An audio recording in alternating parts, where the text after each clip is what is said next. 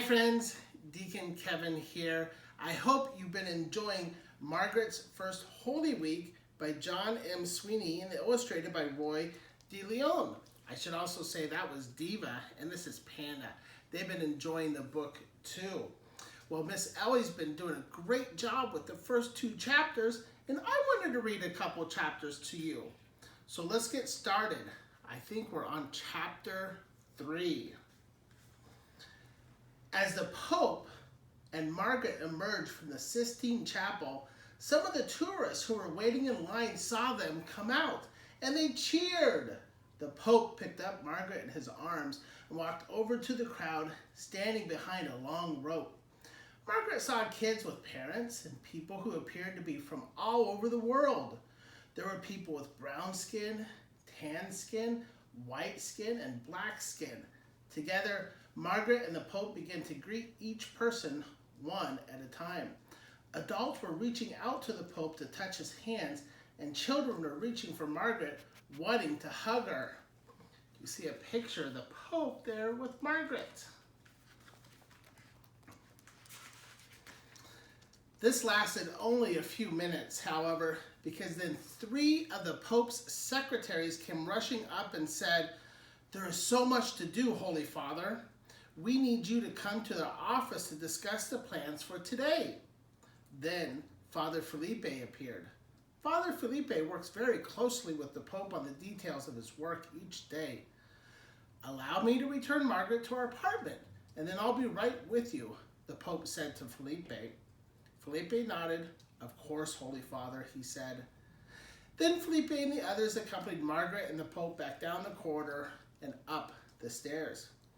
Once they returned to the apartment, Margaret heard Father Felipe say, "There is so much to do before we go to the prison this afternoon." And then suddenly, he and the Pope were leaving the room, walking out into the hallway. "Wait a minute, the prison? Oh my," Margaret thought. She was worried again. She had to do something. And Margaret has a worried face on her. What Margaret did not yet know was that Maundy Thursday is the day in Holy Week when we remember Jesus washing the feet of his disciples.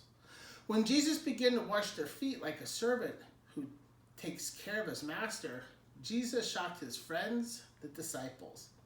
They told him that he shouldn't wash their feet, but Jesus insisted. He said, "If I, the master and teacher, have washed your feet, you ought to wash one another's feet.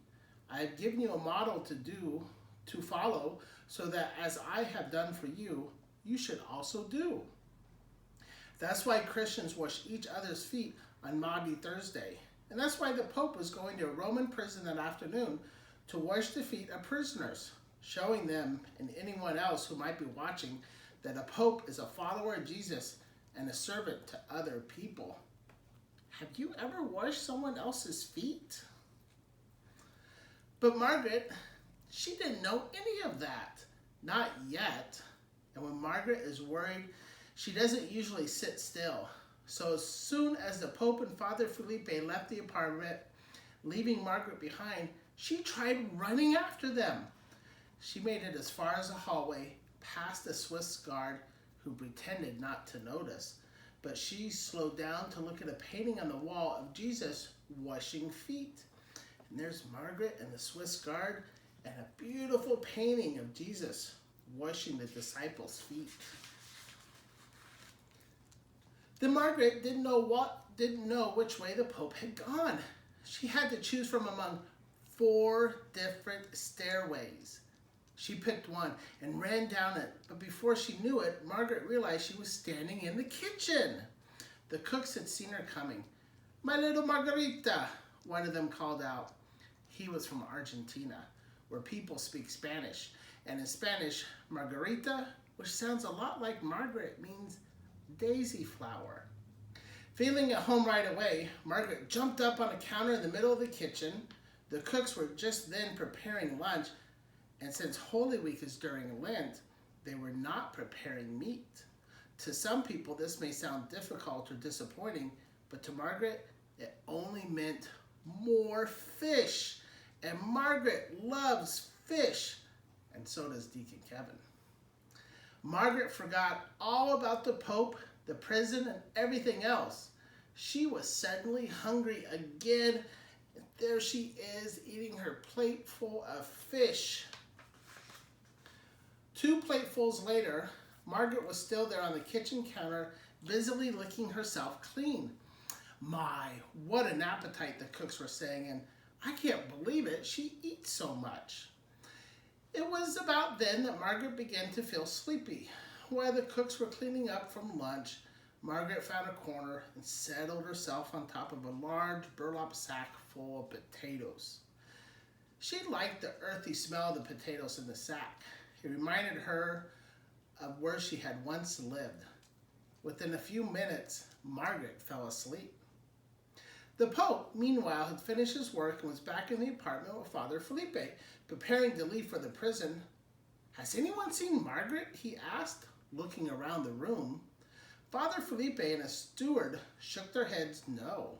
But just then, the cook, who called her Margarita, carried Margarita through the door in his arms.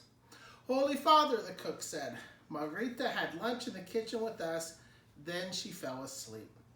"I hope she didn't cause too much trouble," the Pope said. "Not at all, Holy Father," the cook promised, as he passed Margaret from his arms to the Pope's. And the Pope has a big smile on his face holding Margaret.